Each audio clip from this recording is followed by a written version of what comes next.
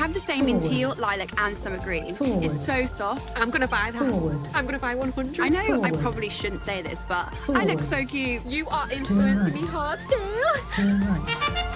Turn left. Forward. Forward. Hey folks, welcome back to another Doctor Who review. This time we are hitting up Dot and Bubble, the 5th in an 8-episode season, or the 6th in a 9-episode season, depending on how you and Disney Plus and the rest of the world wants to number this crazy thing. We're over halfway through the season at this point. We're starting to hit those classic middle of the season, not super important, but potentially cool Doctor Who episodes that we all know and love. So what did I think about Dot and Bubble, this story? I thought it was good. It was okay. It was good. It was good, not great. It was fine. It was a fine episode. It was a fine, good, not great episode of Doctor Who.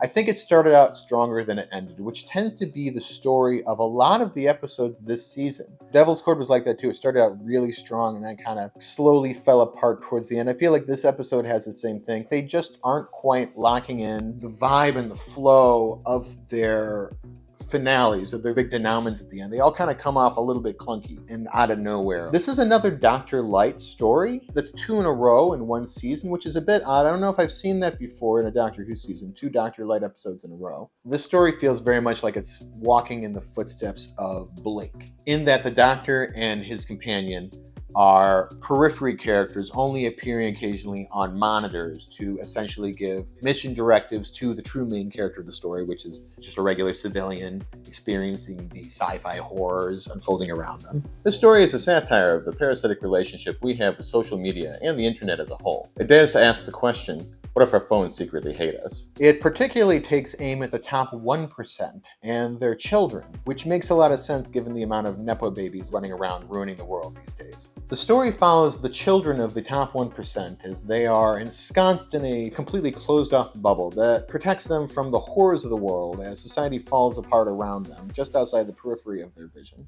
This episode reminds me a lot of the classic Patrick Troughton story, The Macra Care, which also featured an overly cheerful, groupthink-minded society of people that were also in denial of the monstrous alien horror lurking in their midst. Macra do not exist! There are no Macra! The repeated shot of the friends being dragged off screen and attacked, that feels like a direct homage to one of the few surviving pieces of footage from that original Macra Care story. Don't touch me! What's that? What's happening? Doctor Who has a history of making these satirical, political, or social-minded stories. Stories like The Sunmakers, World War III, The Age of Steel, and Oxygen. They all take jabs at integral parts of our society that have gone or could go rotten in the near future. And this episode feels like it fits right into that mold. This episode also just feels straight up like a Black Mirror episode, with a dystopian near future take on recognizable technology and its potential harm on our society. In particular, it feels a lot like the Black Mirror episode Nosedive, which also features a pastel-hued society that is fake cheerful and also featuring a social media rating system that everyone is beholden to and has become an interwoven, integral part of their society. It even has an undercurrent of racism woven throughout. I do appreciate the concept of the bubble itself, and I think it's the most brilliant element of the episode. I just feel like it's a perfect visual metaphor for the modern relationship that people have with their technology. I mean, we see people walking down the street with their faces buried in the phone all the time. I've seen people walk into poles. I've seen people step out into traffic when it wasn't their turn. I mean, just think about all the car accidents that have been caused over the past several years due to people staring at their phone and not paying attention to the road. And now we've added VR to the mix, which can only lead to good things. Like this guy. A video of a man inside a self-driving Tesla Cybertruck wearing a virtual headset is going viral. Then, of course, there's the cultural filter bubbles that we put ourselves in. A constantly reinforcing feedback loop of only the ideas and opinions that we want to allow in, creating an echo chamber of reality-distorting reaffirmations of our own beliefs and biases. On top of that, you've got the pandemic, which only reinforced everyone's natural inclination to seek out their social life, their work, and their entertainment from the comfort of their own homes. The denizens of this society have clearly fallen into that same pit. The sea of candy-colored app icons and overly cheerful friends betrays the fact that these people don't allow anything sad or uncomfortable or real to enter their bubble. And they have completely nested themselves within a soft, easy, non-stop stream of enjoyment and entertainment. Sounds familiar, right? So on that front, I think this is a very timely sci-fi allegory. Kelly Cook gives a solid performance as our ultimately unlikable protagonist. It's not easy to play a character who switches from primary protagonist to villain, and can often come off like a sudden personality transplant. But Kelly makes the transition feel organic and inevitable, like it's all coming from the same core personality traits. Her fearful and fragile, hyper-defensive performance sells the concept of how helpless and sheltered this society really is. Her initial denials of reality and insistence to re-enter the bubble and pretend the monster doesn't exist once she's seen it is a believable reaction coming from someone who lives such a friction-free existence. I'd like to get back to work now. I love that she has video game-esque arrows and voiceover to direct her how to walk around just even in her own house, as if she's a sim or something. I can totally see that happening in the future. It just seems like the next Google Glass or VR headset or something like that. It's coming. It's coming and it's sad. I like the set design detail that you could tell that because the society was so used to this mode of transport nowadays, that her apartment itself is set up in a grid-like pattern where all the corners of all the walls are rounded in case of any unfortunate accidents. Oh, Susan Twist watch. She's Lindy's mom this time, which means that presumably she's dead, was killed along with the rest of the global genocide that apparently happened on their homeworld. Ruby and the Doctor actually recognized her this time and specifically called out other times that they've seen her in other episodes. The creatures in the episode definitely feel like they are hearkening back or doing an overt homage to the somewhat silly-looking classic Doctor Who villains of yesteryear. The ones where they basically just took a man and they pulled a sleeping bag down over him and then bedazzled it with alien tchotchkes and then had the guy waddle around trying not to bump into furniture and fall over. It looks like a lot of aliens, but I narrowed it down to 3 that I think are especially prominent inspirations for this creature. That would be the Mestor, the slug-like villain from Colin Baker's first story, The Twin Dilemma. It also has a strong resemblance to the Fendal from the 4th Doctor story, Image of the Fendal. But really, I think these creatures remind me the most of the Tractators, the creatures from the 5th Doctor story, Frontios, with their big weird shell backs. The horror scenes in this episode are some of the best elements of the story. I think they're fairly inspired because once again, much like the last story, the horror is an inversion of what you normally would expect from this kind of a monster. I mean, yes, they're weird alien creatures that are devouring people whole, and that's scary, but they're also, kind of silly looking and fairly immobile. They seem like they can't move or run very fast. It seems like the real horror, the real danger of the story, which, later on this seems like it makes a lot of sense, but it seems like the real horror, the real danger is the dot and bubble. The bubble specifically, because the bubble has made these people helpless. The bubble impairs their vision where they cannot look around and see the monsters easily. That's the reason the monsters don't have to move around very quickly. I think they've been designed knowing that these people are extremely easy prey, that they are either going to just sit there staring into their bubble and not even realize you're walking up right behind them to devour them, or that people are going to walk directly into you if you stand in their path. So the real danger is the people's dependence upon their bubbles. They are afraid to look without having the bubble up, and they can't even walk without the bubbles. I thought that detail was both hilarious and terrifying. That led to some very tense and exciting scenes as this person who can't walk very well has to navigate her way around these slow-moving, monstrous, murderous creatures. They truly are helpless victims of their own bubbles, having allowed AI and simple machine automation to take over virtually every bodily function that they have. Your own content is 0 for the 3rd day in a row. Well done, Lindy. It's reminiscent of WALL-E and the fat, content humans who have been sitting in their chairs for so long that their bones dissolved. It's kind of got that vibe to it. I think the twist is also pretty inspired that the creatures were actually manufactured by the Dot and Bubble themselves, because the Dot, which is essentially a super intelligent AI, or apparently it's achieved sentience, a true sentient AI, has spent too much time with these obnoxious, terrible people and decided that they just suck and need to die. I think that's a hilarious twist on the Terminator / Skynet AI apocalypse trope. Instead of the AI attacking and killing us out of self-defense. The AI attacked us just because it got to know us too well. I'm not being rude, but I think it's learned to hate you. I like the character Ricky September. I thought he was a good addition to the cast. I like that he's portrayed as actually having some depth and curiosity. He goes against type of what you usually get from this kind of a pop star character, who are often portrayed as very shallow and narcissistic. So I appreciated that. So Lindy and Ricky have a really nice meet cute moment. It's actually very touching the way he directs her using his voice commands, just like the machine that she lost. He directs her to get away from the monsters. You see her meet him, and then you hear him talking about how he likes to read and turn his bubble off. And it gives you this hope. It makes you think like, oh, maybe Lindy has met the perfect person to kind of raise her awareness and bring her out of this dystopian nightmare that her society has built around her. Maybe this is the start of broader horizons for our hero. Disturbingly, right after their meet cute, Lindy declares that she thought this was the worst day of her life, but maybe it's actually her best day, to which Ricky, who is put off by her comment, gives a very sane and relatable reaction. There's still thousands of people being eaten alive. Which Lindy has a disturbingly blank reaction to. That's the first clue that something's a little off with this lady. For the short time that Ricky is in the story, he's used very effectively in multiple different modes. First, he is just a two-dimensional caricature, a representation of the soft, light, fluffy world that they're in. And then we get to meet him in real life, and he represents how all these people are actually real people. He represents true humanity and kindness and heroism. And then we move from that to he's possibly a beacon of hope. He's possibly the future of what the society could be, because he likes to turn his bubble off and read and learn about things. But then from there, they take a nice twist where, as we learn more about the fact that the Doctor can't even get in the bubble, that's why he's communicating through the messages. He doesn't know how did these creatures get in the bubble, the security's so good.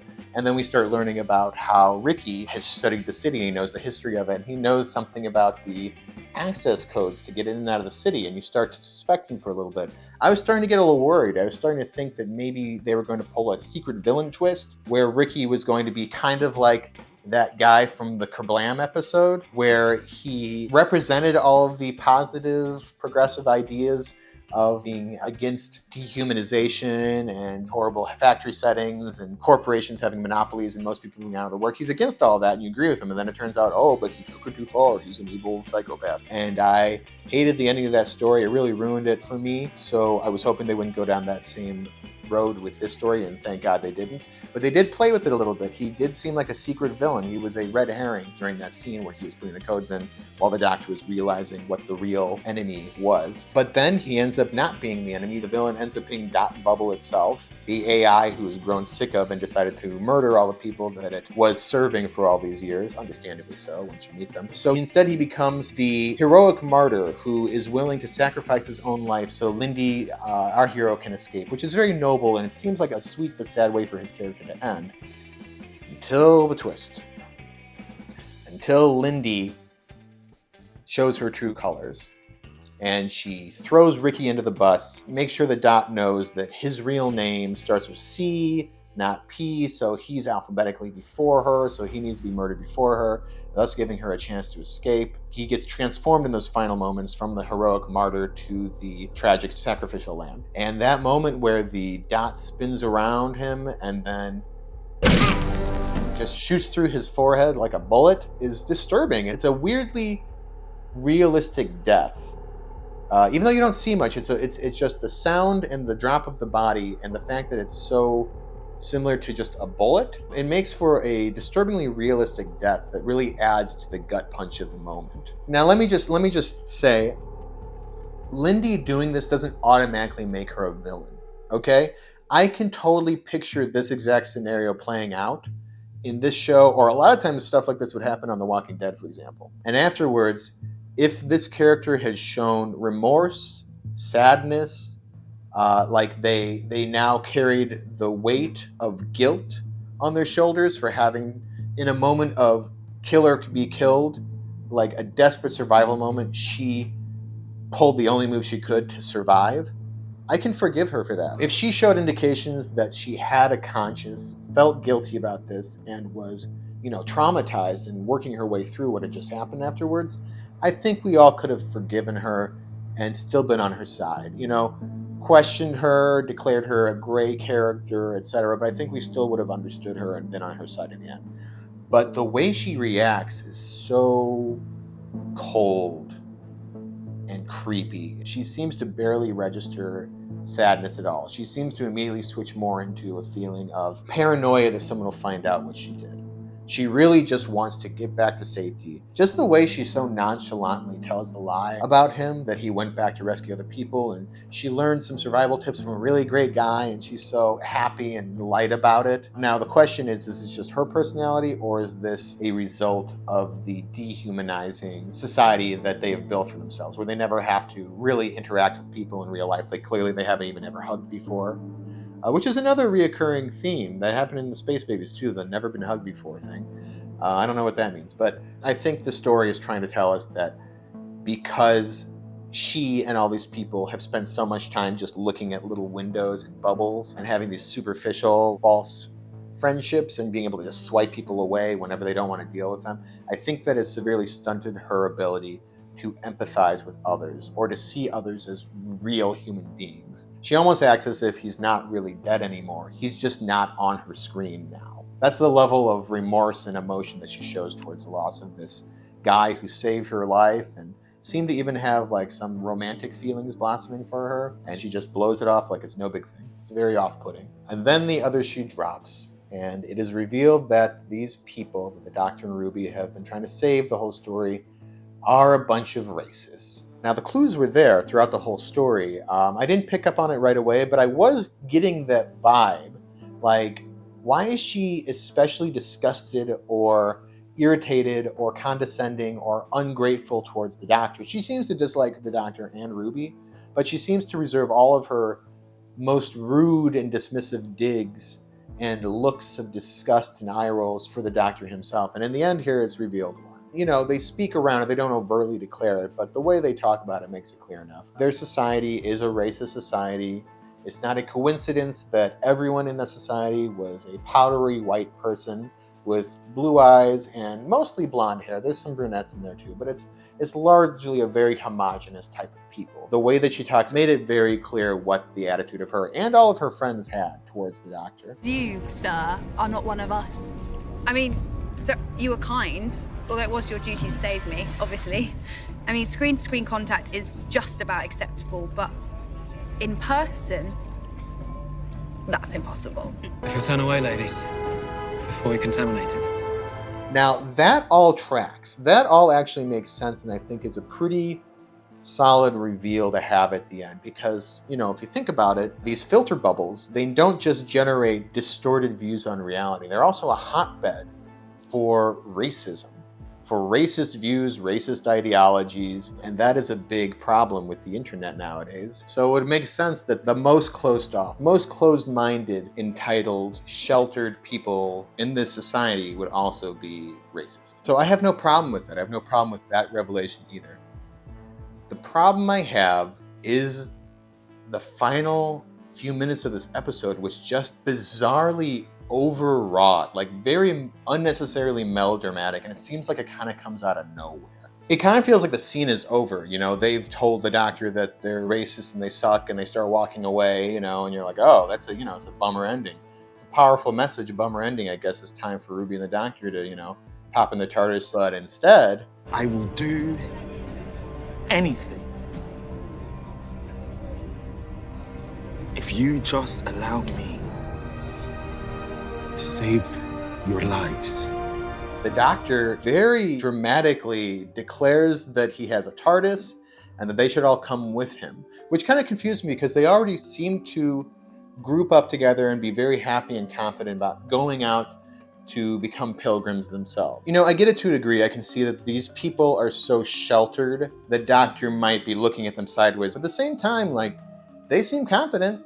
They seem happy to go off and do this on their own, you know. I feel like this is the point where the Doctor can kind of like, you know, dust his hands off and peace out. He's done that several times. In fact, that's the Doctor's normal MO. The Doctor doesn't generally stick around for the cleanup operation. He tends to drop in.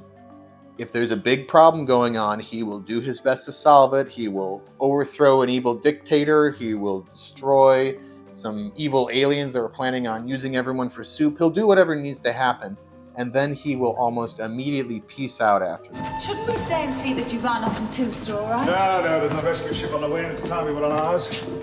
He's like, okay, I stopped the big evil monster that was going to destroy the society, and now they can continue living, build their society on. They're not babies. But in this situation, it doesn't make sense. Why, of all the people, for the Doctor to be desperately trying to save, why are you trying so hard to save these stupid space races? Ncuti gives this his all, and I don't have an issue with his authenticity, but the whole thing still comes off feeling false. It just feels like they wanted a bigger emotional beat to end the story, so they asked Ncuti to really go full ham on his reaction. Ncuti was barely in the story for a second week in a row, so I could see the actor wanting to make sure he put his mark on this where he could. But the end result just feels way over the top. A far bigger response than I think the situation warrants.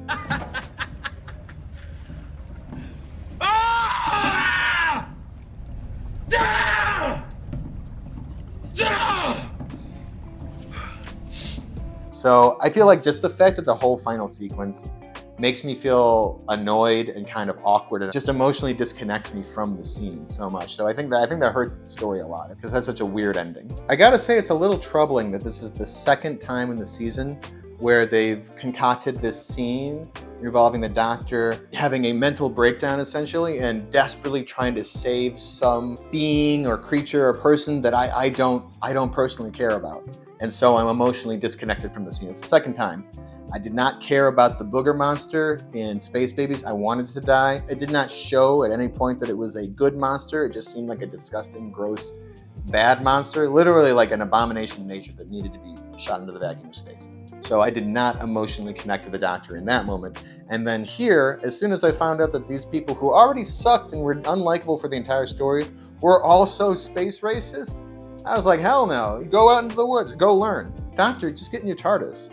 Don't worry about them. They're fine. They've got it. I guess the moral of the story is that living exclusively within your filter bubble and never going out into the real world to experience real life or deal with the trials and tribulations of having to interact with real live people and real life situations will leave you shallow, vapid, emotionally stunted, and very vulnerable and helpless when anything bad actually happens in the world, when you really have to deal with a crisis for the first time. I think that's a noble and true message to deliver in the story, and I applaud that.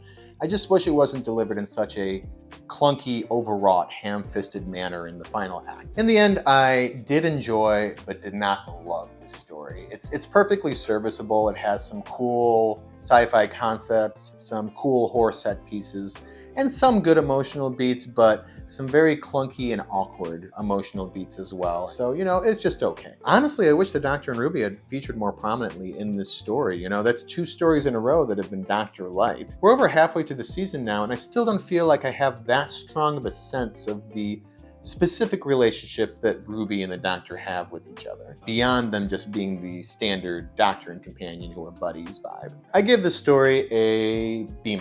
It's not a great story, but I'm not mad at it either. It's just a fine story with some flaws. Not quite as clunky as The Devil's Cord, but I can't give it much higher than that. It's just a middle of the road episode. Next week is Rogue.